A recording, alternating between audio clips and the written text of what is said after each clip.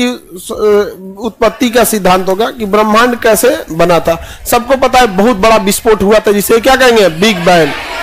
Big bang theory हो गया। उसके बाद से फिर हम देखते हैं कि हमारे ग्रह कैसे बने।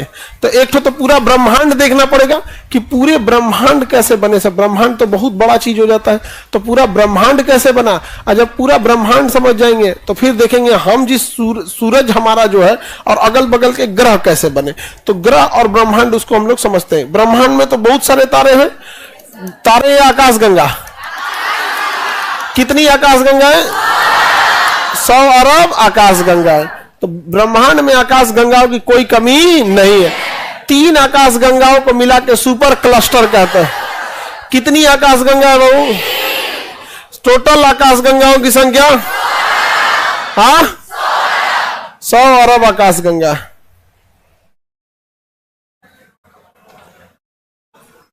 ये है आकाशगंगा। अब देखिए यही एक समय था कि ये सब आपस में क्या थे, मिले हुए थे सब। तो मिल करके किसका निर्माण किया था, एक तारा का निर्माण किया था।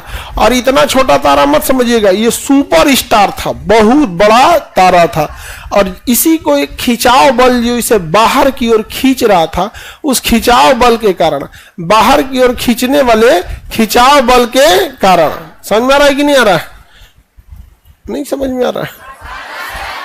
एक दिन क्लास आओगे लोग, एक दिन नहीं आओगे लोग। कर्मठोर लोग रेगुलर रहोगे समझ में आएगा, और रेगुलर नहीं रहोगे समझ में नहीं। कल बहुत देखो इसमें हम बिग बैंग कराते हैं। क्या कराते हैं, बिग बैंग। ये क्या हो गया, बिग बैंग। इतने आकाशगंगाएं बन गए। अब क्या हुआ, ये बिग बैंग में खिंचाव होने लगा। क्या होने लगा, खिंचाव। तो ब्रह्मांड का निर्माण जो हुआ था बिग बैंग महाविस्फोट की थ्योरी से हुआ। लेकिन हब्बल नामक विद्वान ने कहा कि भैया इसमें खिंचाव हो रहा है। हब्बल ने क्या कहा, खिंचाव हो रहा है। इससे खिंचा खिंचा के जा रहा है, ऐसे खिंचा खिंचा के जा रहा है। समझ में गया। तो इसमें क्या हो रहा है, खिंचाव हो रहा है। हमारा सूर्य आकाशगंगा के बीच में की साइड में, हमारी आकाशगंगा का नाम क्या है, मंदाकिनी। क्या नाम है।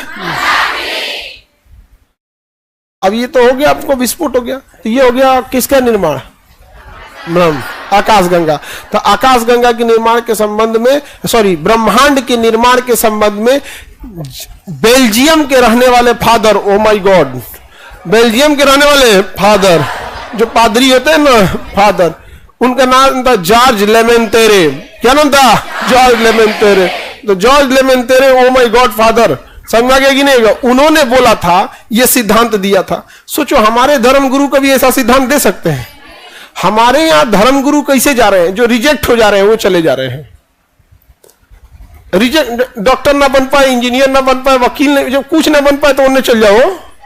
रिजेक्टेड को ले आके बैठा दे रहे हैं हम लोग वहां पे। ईसाइयों में ऐसा सिस्टम नहीं है। ईसाइयों में एजुकेशन सबको लेना है, चाहे वो फादर हो, चाहे नन हो, या पोप हो।